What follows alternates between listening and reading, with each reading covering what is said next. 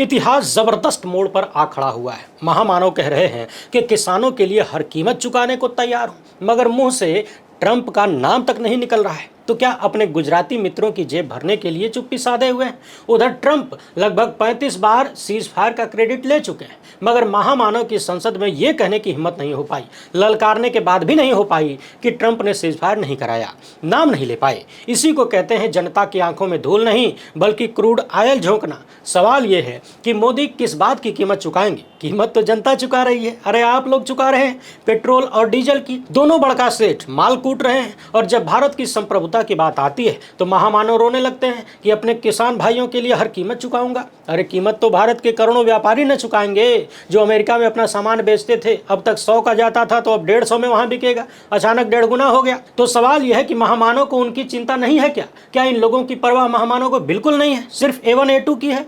आज मोदी का यार बेवफा हो गया तो किसानों के नाम पर रोना आ रहा है, और जब अपने फ्रेंड के लिए जाके अमेरिका में वोट मांग रहे थे तब किसानों की याद नहीं आई। ये देश अगर आज दुनिया में बेइज्जत हो रहा है, उसकी साख दांव पर लगी है, तो इसका जिम्मेदार सिर्फ और सिर्फ एक व्यक्ति है, और कीमत भी उन्हें ही चुकानी पड़ेगी। ये कीमत सियासी भी हो सकती है, क्योंकि ट्रंप के आगे सरेंडर करने का मतलब है बिहार चुनाव से हाथ धोना और पूरे देश में छवि पर बट्टा लगना, जो कि लग चुका है। बावजूद इसके कि केंचुआ ने 65 लाख वो लोगों के वोट का अधिकार छीन लिया है कथित रूप से, और मगध का माहौल गरमाया हुआ है। अमित शाह भागे भागे बिहार पहुंच रहे हैं और मोदी चुप्पी साधे हैं कि किसी तरह बस बिहार का चुनाव निकल जाए, मगर ट्रंप ने इनकी कमजोर नस पकड़ नहीं ली है बल्कि धर ली है। ट्रंप की हरकतें देख के लग रहा है कि वो अपने दोस्त को बर्बाद कर देना चाहते हैं। सवाल यह है कि अमेरिका भारत के खिलाफ लगातार टैरिफ क्यों लगा रहा है? 2 बार में 25% का टैरिफ मिलाकर भारत पर अब कुल 50% टैरिफ लग चुका है, और यह दुनिया के किसी भी देश के मुकाबले बहुत ज्यादा है, यानी टॉप पर भारत चल रहा है। ट्रंप ने न तो यूरोप पर इतना टैरिफ लगाया न एशिया के किसी देश पर। ट्रंप ने चीन के खिलाफ टैरिफ लगाने की बात की तो ड्रैगन ने पलटवार कर दिया, तुरंत 2 तमाचा दे दिया। ट्रंप की सांस अटक गई। नतीजा यह हुआ कि ट्रंप को अपने हाथ पीछे खींचने पड़े। लेकिन जब ट्रंप ने भारत पर टैरिफ लगाया तो महामानव चुप हो गए, एकदम जबान सिल गई। सीज फायर पर भी ट्रंप का नाम नहीं ले पाए, और जब ट्रंप ने दोबारा 25% के टैरिफ का ऐलान किया तो राहुल गांधी ने कहा कि यह अमेरिका की ब्लैकमेलिंग।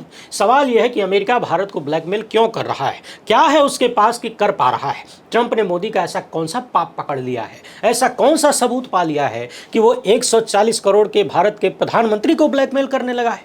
ट्रंप के ब्लैकमेल करने का मतलब है कि भारत की अर्थव्यवस्था और विदेश नीति चारों खाने चित्त है, और मोदी को कोई भी कीमत चुकाने की बात करने से पहले इस सवाल का जवाब देना चाहिए कि क्या ट्रंप मोदी को अडानी के नाम पर ब्लैकमेल कर रहे हैं, या खेला रशियन ऑयल का है? राहुल गांधी कह रहे हैं कि अडानी अंबानी के साथ रशियन ऑयल के कनेक्शन ने मोदी को पंगु बना दिया है, और वरिष्ठ पत्रकार उमाशंकर सिंह ने लिखा कि जब अमेरिकी मीडिया ने ट्रंप से सवाल किया कि भारत के अलावा दूसरे देश भी रूस से तेल खरीद रहे हैं तो सिर्फ भारत पर टारगेट क्यों? इस पर ट्रंप ने कहा कि कोई बात नहीं, अभी तो 8 घंटा हुआ है, खाली देखते हैं क्या होता है। अभी आपको और भी बहुत कुछ देखने को मिलेगा, आपको बहुत ज्यादा प्रतिबंध देखने को मिलेंगे, यानी कि टैरिफ के साथ साथ बैन भी लगाने वाले हैं भक्तों के बड़के पप्पा। और रिपब्लिकन सीनेटर लिंडसे ग्राहम ने तो खुलेआम धमकी दी थी कि भारत की अर्थव्यवस्था को बर्बाद करने। बताइए, विश्व गुरु के रहते अमेरिका का एक सांसद भारत को धमकी दे रहा है कि उसकी अर्थव्यवस्था को बर्बाद कर देंगे। अरे हम तो कहते हैं कि प्रधानमंत्री चढ़ जाइए, 140 करोड़ की आबादी है आपकी, दुनिया का सबसे बड़ा लोकतंत्र आपको अपना मलिकार बनाया हुआ है, किस बात का डर है? जयराम रमेश ने इस चुप्पी पर तंज कसते हुए कहा कि हाउडी मोदी, नमस्ते ट्रंप, अब की बार ट्रंप सरकार, ये सब क्या था? फोटोबाजी और गले मिलने का ड्रामा। याद करिए, सितंबर 2019 में ह्यूस्टन में हाउडी मोदी का तामझाम, फरवरी 2020 में अहमदाबाद में 100 करोड़ का नमस्ते ट्रंप का ड्रामा, 5 साल बाद फरवरी 2025 में महामानव का व्हाइट हाउस में मागा प्लस मीगा बराबर मेगा का रायता। नतीजा सुई पटक सन्नाटा। ट्रंप ने महामानव का सारा गणित फेल कर दिया है। सवाल यह है कि ट्रंप नरेंद्र मोदी से नाराज क्यों है? क्योंकि रूस से तेल तो चीन भी खरीदता है, और उस पैसे का इस्तेमाल पुतिन यूक्रेन के खिलाफ जंग में करते हैं। तो सवाल यह है कि रूस से तेल खरीदने का नाम लेकर ट्रंप खाली भारत पर हमलावर क्यों है? क्या अमेरिका और यूरोप भारत की इकोनॉमी को इसलिए बर्बाद करना चाहते हैं कि भारत रूस से तेल खरीद रहा है, और यूक्रेन के खिलाफ जंग में पुतिन ने यूक्रेन की हालत खराब कर दी है, बावजूद इसके कि यूरोप और अमेरिका जेलेंस्की की पूरी मदद कर रहे हैं? तो क्या पुतिन को कमजोर करने के लिए भारत को टारगेट किया जा रहा है, क्योंकि महामानव की कमजोर नसिया दबी है? राहुल गांधी ने कहा कि भारत के लोगों को समझना पड़ेगा कि नरेंद्र मोदी के हाथ बंधे हुए हैं, क्योंकि अमेरिका में अडानी के खिलाफ केस चल रहा है। महामानव के मित्र अमेरिकी डिपार्टमेंट ऑफ जस्टिस और security securities and exchange commission की जांच के जाल में फंस गए हैं। मुंद्रा बंदरगाह के जरिए ईरान से गैस आयात करने का आरोप है और इसकी अमेरिका में जांच चल रही है। साथ में $250 मिलियन की रिश्वत और धोखाधड़ी का इल्जाम है। कहा जा रहा है कि यह सब कुछ महामानव के परम मित्र को बर्बादी के कगार पर ला सकता है, मगर अडानी का अपने ही सबसे बड़े बंदरगाह साम्राज्य Adani ports and special economic zone से इस्तीफा देना कोई छोटी बात नहीं है। सवाल यह है कि अडानी भाग क्यों रहे हैं? क्या उन्हें पता है कि ट्रंप का डंडा और जोर से पड़ने वाला है, या फिर यह कोई नया सियासी खेल है जिसमें अडानी का बलि का बकरा बनना तय है?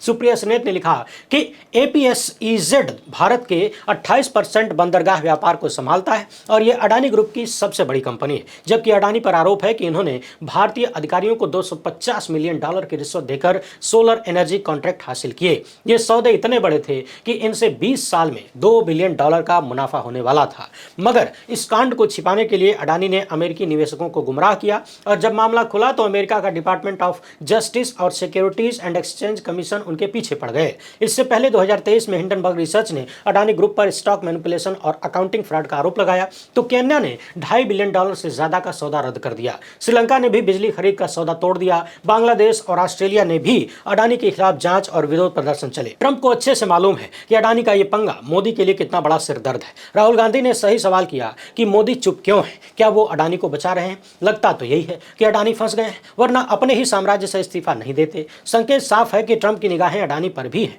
तो क्या ट्रंप इसलिए आने वाले दिनों में बैन की बात कर रहे हैं? पूरी दुनिया जानती है कि डोनाल्ड ट्रंप के शपथ ग्रहण समारोह के लिए नरेंद्र मोदी को न्योता भले न मिला हो, मगर मुकेश अंबानी पहुंचे थे और उनके बेटे की शादी में ट्रंप के बेटा बेटी भी पहुंचे थे। बावजूद इसके अंबानी की जामनगर रिफाइनरी अमेरिका और यूरोप के निशाने पर है। दरअसल रूस से जो कच्चा तेल आता है वो अंबानी की रिफाइनरी में रिफाइन किया जाता है, वहां से प्रोसेस होने के बाद देश दुनिया में सप्लाई होता है। इसलिए रूस यूक्रेन युद्ध शुरू होने के बाद से रिलायंस का शेयर बढ़ता गया। बावजूद इसके आम जनता को कोई लाभ नहीं मिला, यानी हमको आपको कुछ नहीं मिला। पेट्रोल और डीजल लगातार ₹100 के आसपास बिक रहा है, कहीं कहीं इससे भी आगे है। सीधे शब्दों में कहें तो माल कूटे सेठ और सजा पाए इंडिया यानी भारत के लोग। मगर सवाल यह है कि मोदी अमेरिका के आगे सरेंडर करेंगे कि नहीं? तो इसका जवाब रिजर्व बैंक के गवर्नर का बयान है, जिन्होंने कहा कि रूस से तेल कम खरीदा जाए तो महंगाई पर असर नहीं पड़ेगा, यानी सस्ते तेल का फायदा उपभोक्ताओं को नहीं मिला है। और रिजर्व बैंक के गवर्नर के इस बयान ने मोदी की विदेश नीति और आर्थिक नीति की पोल खोल दी। अगर रसिया से तेल खरीदने का फायदा आम जनता को नहीं मिल रहा है, पेट्रोल डीजल सस्ता नहीं हो रहा है, तो तेल खरीदा किसके लिए जा रहा है? क्या इस बयान को ऐसे देखा जाए कि मोदी सत्ता अमेरिका के सामने झुकने का संकेत दे रही है? मोदी के भारत की सच्चाई यह है कि मुकेश अंबानी पिछले 2-3 सालों में तेल बेचकर राजा हो गए और जिस देश की जनता के इकबाल पर रूस से तेल खरीदा जा रहा है, वही जनता पेट्रोल और डीजल के नाम पर बर्बाद होती जा रही है। नरेंद्र मोदी जीएसटी लेकर आए, लेकिन पेट्रोल और डीजल जीएसटी से बाहर है और इसका सीधा फायदा सेठों को मिला है। ट्रंप ने जब पहली बार टैरिफ का ऐलान किया था तो खबरें प्लांट हुई थी कि भारत की कंपनियां रूस से तेल खरीदना बंद करने वाली हैं।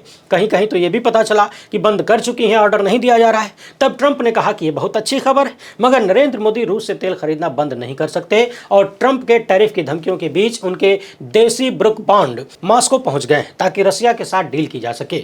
सच्चाई यह है कि अगर रसिया से अंबानी का तेल खरीदना बंद हुआ तो मोदी के सबसे बड़ी कीमत चुकानी पड़ जाएगी, क्योंकि धन्ना सेठ के मुंह में सस्ते तेल का मुनाफा लग चुका है और सेठ को यह गंवारा नहीं होगा, क्योंकि भारत की जो जरूरतें हैं वो सऊदी अरब, यूएई और अमेरिका सहित तमाम दूसरे देशों से जो तेल की खरीद होती है उसी से पूरी हो जाती। और जब रूस का यूक्रेन से युद्ध शुरू नहीं हुआ था तब भारत का रूस से तेल आयात बहुत ही कम था। क्लियर है कि रूसी तेल दूसरे देशों को बेचा जाता है। इसलिए पूछा जा रहा है कि नरेंद्र मोदी अपने ही मित्र की गर्दन पर छुरी कैसे चलाएंगे? आखिर ये उन्हीं मित्रों की तो सरकार है, उन्होंने ही तो सारा सिस्टम बनाया है। उन्हें ही घाटे होने लगे तो फिर किसी को इतनी बड़ी कुर्सी पर बिठाने का फायदा क्या है? इस तरह की चर्चा लोग कर रहे हैं, हम नहीं कर रहे हैं। अब आपको राहुल गांधी के आरोप और मोदी की चुप्पी का मतलब समझ में आ रहा होगा। जबकि तेल की डील भारत और रूस के बीच हुई थी, मगर इस तेल को अंतर्राष्ट्रीय बाजार में बेचकर माल कौन कूट रहा है? और ये मुनाफा अरबों डॉलर में है, हम आप लिख नहीं सकते और लिखा हुआ पढ़ भी नहीं सकते। 2024 में रिलायंस ने रूस से 40% से ज्यादा तेल आयात किया और इसका बड़ा हिस्सा यूरोप में बेचा गया। मगर ट्रंप का आरोप है कि भारत रूस से तेल खरीदकर यूक्रेन युद्ध को फाइनेंस कर रहा है, जबकि ये वही अमेरिका है जिसने 2022 में भारत को रूस से तेल खरीदने के लिए कहा था। तत्कालीन अमेरिकी राजदूत एरिक गारसेटी ने कहा था कि कोई देश रूस का तेल खरीदे ताकि दुनिया में तेल की कीमतें स्थिर रहें। और अब जब वही अमेरिका भारत पर टैरिफ और पेनाल्टी ठोक रहा है, द हिंदू के पत्रकार स्टैनली जॉनी ने लिखा कि ट्रंप का टैरिफ रूस के तेल से ज्यादा भारत को दबाने की साजिश है, जबकि चीन चीन रूस से सबसे ज़्यादा तेल खरीदता है, वो 30% टैरिफ दे रहा है। तुर्की अमेरिका का सहयोगी है और 15% टैरिफ दे रहा है। और भारत पर 50% टैरिफ के साथ रूस से तेल खरीदने पर पेनाल्टी। इसे ऐसे समझिए कि ट्रंप ने अंबानी को तो छूट दी, मगर भारत की जनता पर टैरिफ का बोझ लाद दिया गया। सवाल यह है कि मोदी के लिए अंबानी का मुनाफा भारत के हितों से ज़्यादा जरूरी है क्या? और 140 करोड़ जनता को पता है कि भारत की अर्थव्यवस्था को सेठों ने कंट्रोल किया है। A1 का फोकस इंफ्रास्ट्रक्चर पर है, पोर्ट, एयरपोर्ट और एनर्जी सेक्टर में है, साथ में बिजली के ठेके भी हैं। मुंबई में धारावी के विकास का ठेका भी सेठ को मिला, अडानी को मिला, जबकि अंबानी डिजिटल इंडिया का झंडा लिए घूम रहे हैं। जियो मार्ट और जियो पेमेंट, मगर तेल का खेल पर्दे के पीछे वाला खेल है। दुनिया की निगाहों से यह बात छिपी नहीं है कि मोदी राज में भारत की अर्थव्यवस्था का मतलब है A1 A2।